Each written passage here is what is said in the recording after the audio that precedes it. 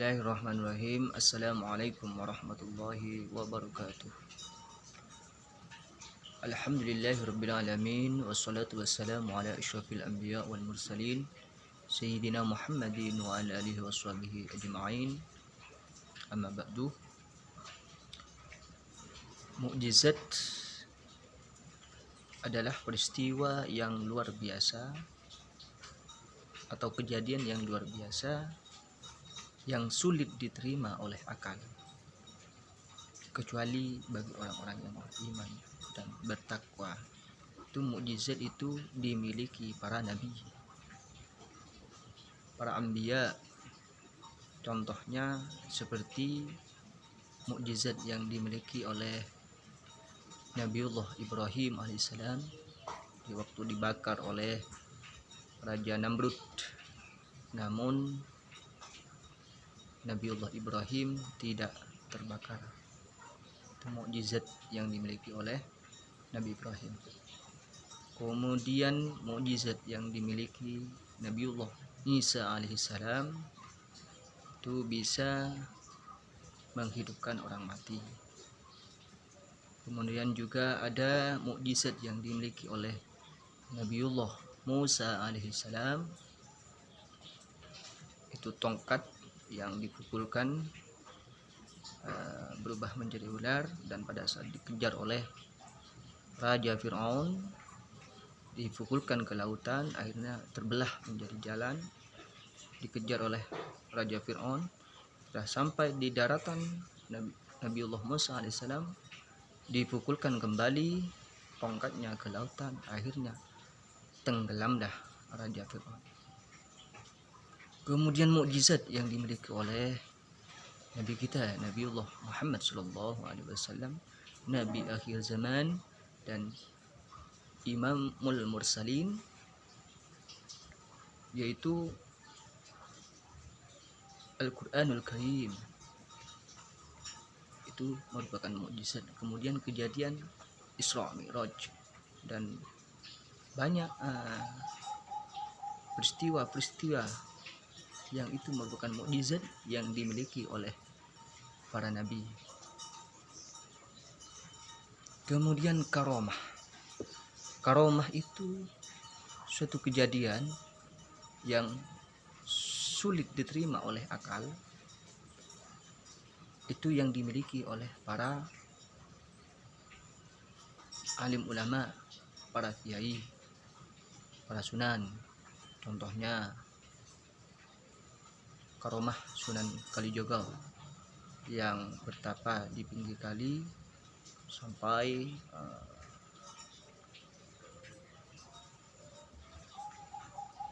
badannya itu ditumbuhi oleh rumput-rumput itu. Kemudian karomah yang dimiliki oleh Al-Maghfurlah Ki Abdul Hamid bin Ki Isbat Banyuanyar, itu wafat di kota Mekah, dan pada saat jenazahnya itu mau dipindah, ternyata beliau sedang mengaji. Akhirnya tidak jadi dipindah dan dirawatlah astah atau makam beliau di kota Mekah. Kemudian karomah yang dimiliki oleh Al-Maghfurlah Syahna Haji Muhammad Syamsul Arifin Abdul Latif Banyuanyar, itu semua santri itu bagaikan ikan yang ada di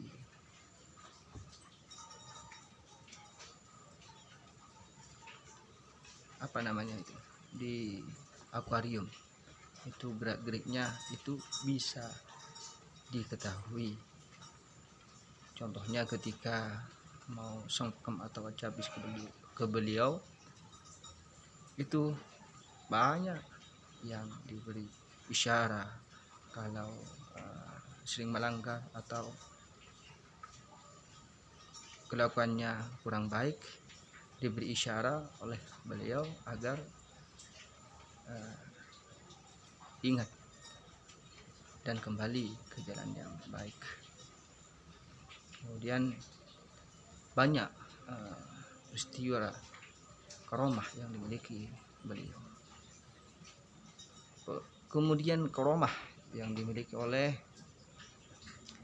Al-Maghfurlah Kiai Mudakir, beliau masih Mbak Mecedi saya yang ada di Sentol, yang memiliki karomah beliau itu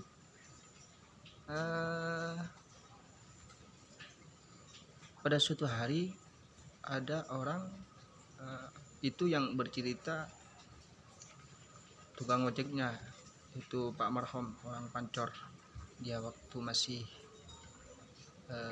ngojek, ada tamu mau berkunjung ke kediaman Kemot, dia bawa Sahara, katanya bertemu di kota Mekah. Sampai di sana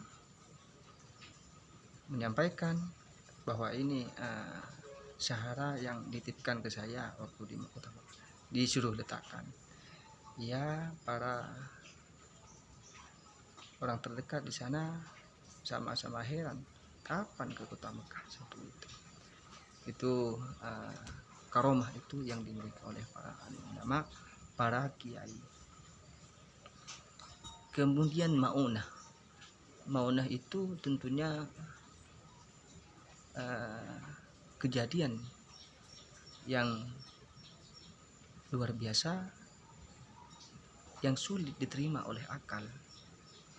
Bahasa Maduranya itu tak masuk akal. Itu maunah itu seperti kita, seperti pertolongan dari Allah Subhanahu wa taala, jauh dari, selamat dari mara bahaya, dari musibah dan semacamnya. Itu terjadi pada diri saya sendiri, rakyat kecil, masyarakat biasa.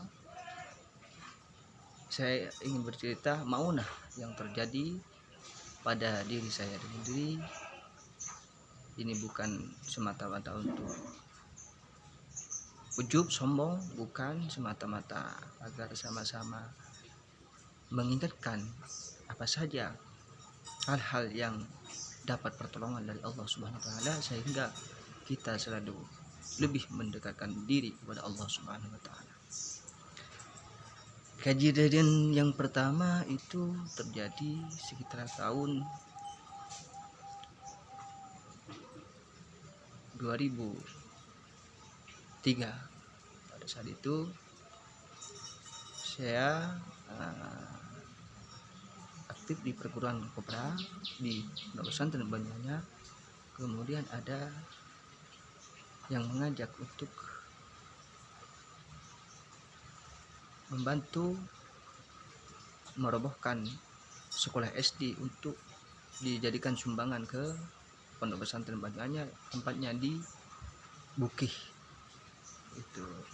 Jadi ada SD bangunan tua itu mau disumbangkan ke Pondok Pesantren Banyuanyar. Saya diajak untuk kerja bakti di sana.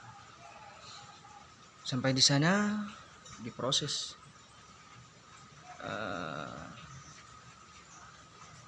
pembongkaran seng atau atap. Saya berjalan di sana dan saya menginjak di tengah seng itu. Saya kira itu kuat, ternyata belas, akhirnya robek seng itu, saya jatuh.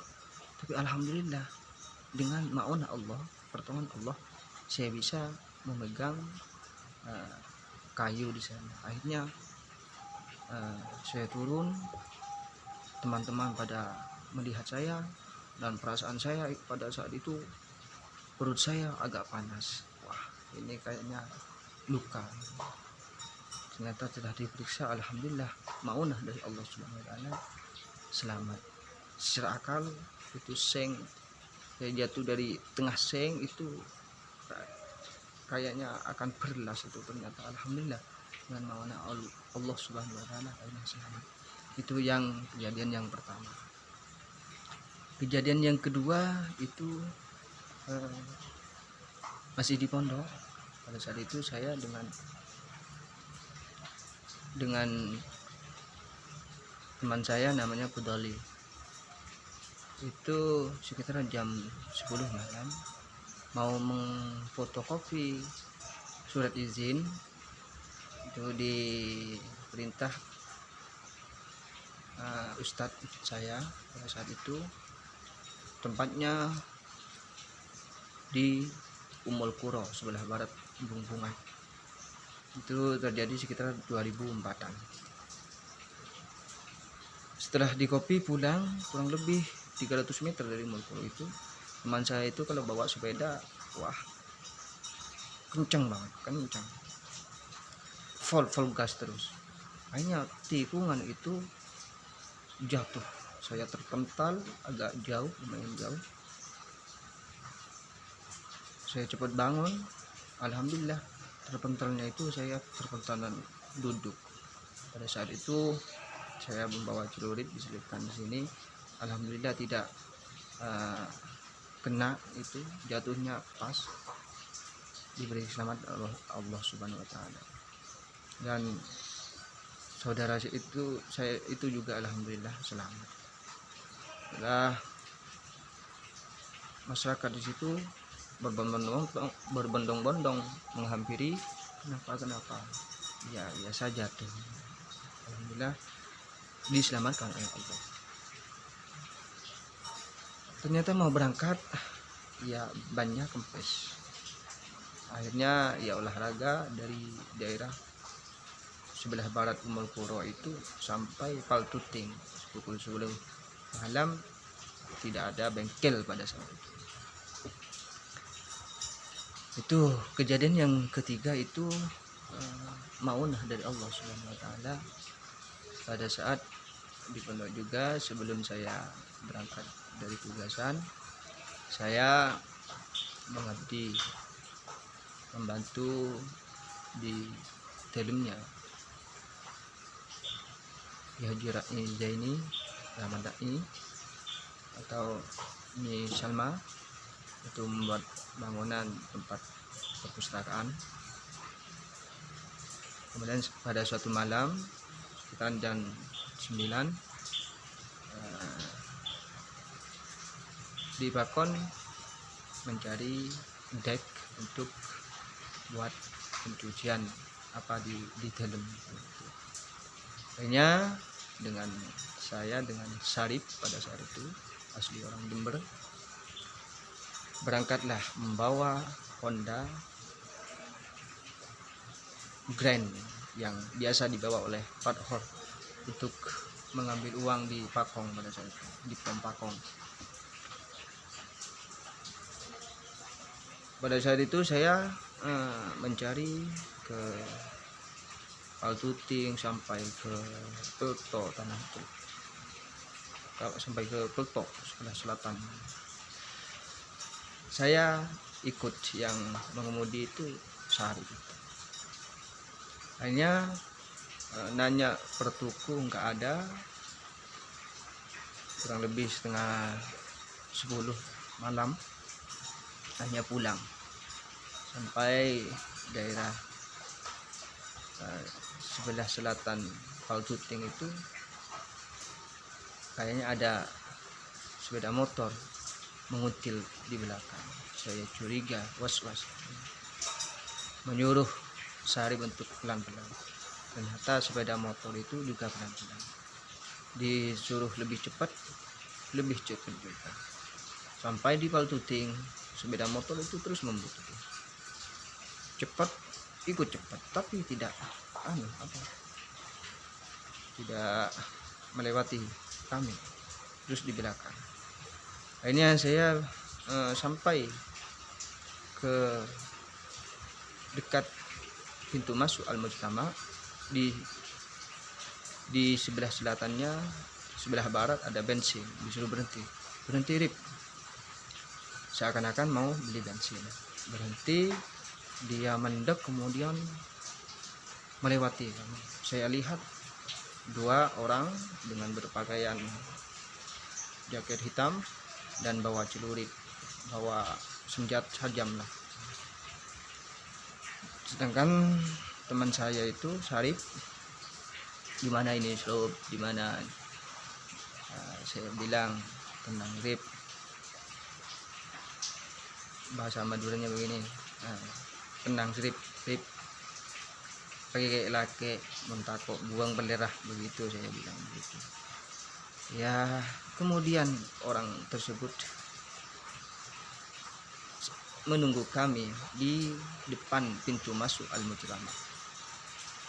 Kemudian diganti saya mengemudi, saya pesan ke Syarif, ini Rip, orang mau apa ini, mau merampok atau mau gimana, intinya ini mau bermacam-macam. Ini kalau saya serang dulu nanti dekat kejadian. Akhirnya saya kasihan, takut ada apa-apa, kabar-kabar yang nggak baik pondok atau keluarga. Akhirnya saya bilang, ini Rip,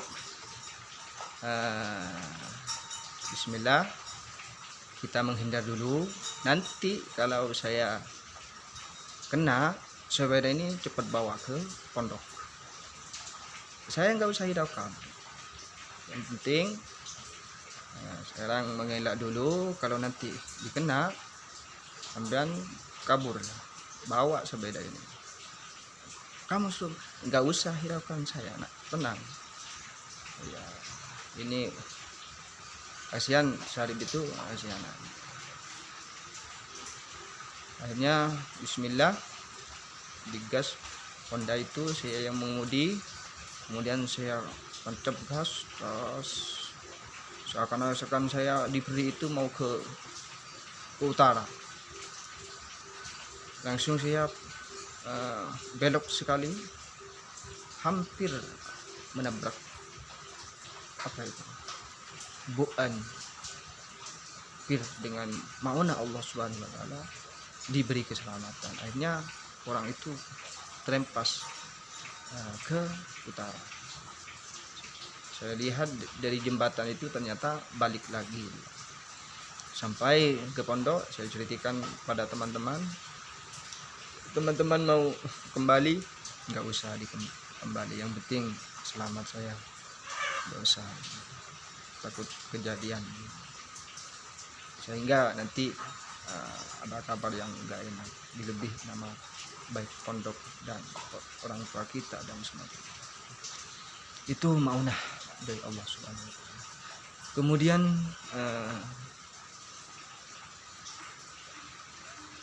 pada saat sekitar tahun 2013-an lah, ipar saya itu ada di Pondok Pesantren Al-Amin Kerenduan, dan pukul 5 sore menelpon keluarga di sini, menelpon bahwa sakit. Saya langsung ke sana sendirian, bawa sepeda, pada saat itu bawa Supra. Setelah maghrib sampai di sana, ternyata adik ipar saya itu sedang diinfus, mau pulang katanya, mau pulang mana, kamu teger goncengan, ya siap teger, begitu. Akhirnya proses perizinan sampai 9 malam, kan setengah 10 pulang. Setelah pulang sampai di Pakong itu hujan lebat, petir luar biasa. Adik saya itu sedang sakit, adik ipar saya sakit. Terus mau enggak usah, ayo enggak siap. Oke, berangkat terus pakai sepeda motor walaupun hujan petir, dengan mohon Allah Subhanahu wa taala. Sampai di Kobana ada pohon yang tumbang, hampir saja dilewati, terus masih selamat alhamdulillah. Sampai di sebelah barat pasar Telengir itu ada jembatan gantung, sebelah baratnya itu seperti masuk ke sungai saya. lautan itu bercampur dengan air yang dari selatan. Alhamdulillah tidak mati, sepeda motor itu tidak mati. Terus sampai ke sini sekitaran jam 11. Setelah itu menjemput dokter nyetin pada saat itu dan pakai jalin ke sini dipasang infus lagi. Saya dimarahin soalnya dari Sumeneb bawa sepeda seperti itu, takut ada apa-apa. Saya pada saat itu bingung saya antara mau nelpon mobil mau gimana. Ternyata Adipal itu tekad ya saya ya risikonya tanggung bersama seperti itu. Alhamdulillah dapat maunah dari Allah Subhanahu wa taala, sangat bersyukur sekali diberi keselamatan. Kemudian yang terakhir maunah dari Allah Subhanahu wa taala itu kejadian itu pada tahun 2017 kemarin itu ada carok. Pada saat itu saya biasa setelah pulang kerja saya jam 2 tidur, biasanya 4:30 dibangunin ya untuk biasa aktivitas saya. Itu 4:30 dibangunin ada carok.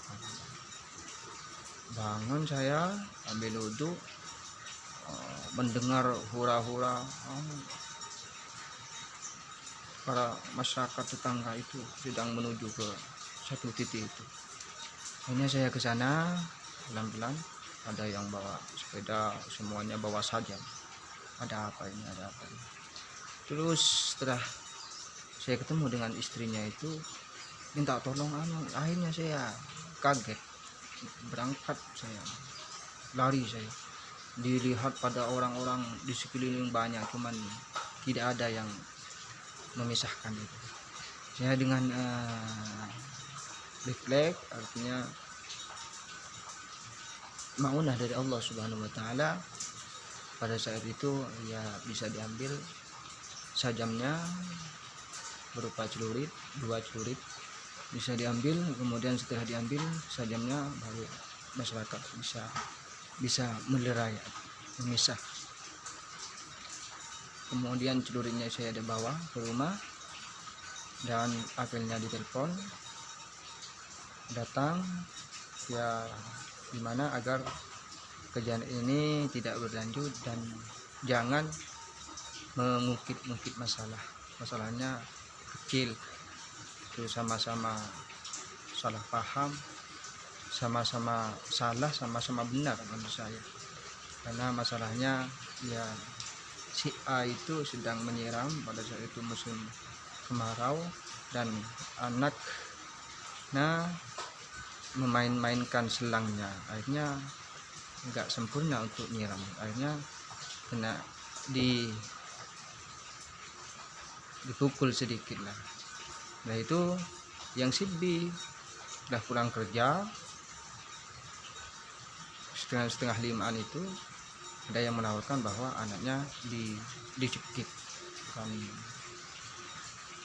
kaget, akhirnya ambil celurit. Kemudian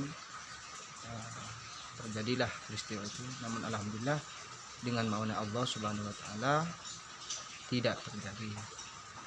Saya bilang ke Pak Apelnya agar tenang, ini gimana mau kepolisian ya, sekiranya ini bisa dimusyawarahkan segerakan, gak usah kasihan.